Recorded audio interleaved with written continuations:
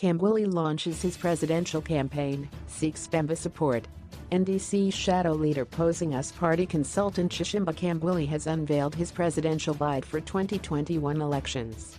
Kambwili, who is visiting his home region, Northern Province, in buses branded with message of his 2021 presidential campaign: job creation and better living for all.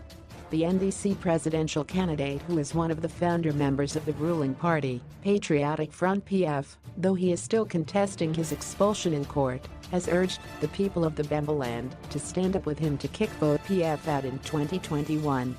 Appearing on Lukanda, a Catholic radio station in Kasama Saturday morning, Kambwili said he heavily campaigned for President Edgar Lungu in Bembaland because he thought he would carry on the version of PF founder Michael Sata.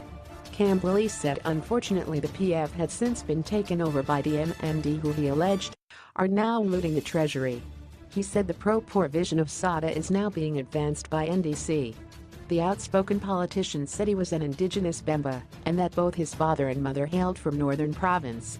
He promised that once voted in government in 2021 he will arrest the current PF regime leaders and that he will create an industrious country to create jobs. He boasted about his achievements in his Rome constituency, saying he walks the talk.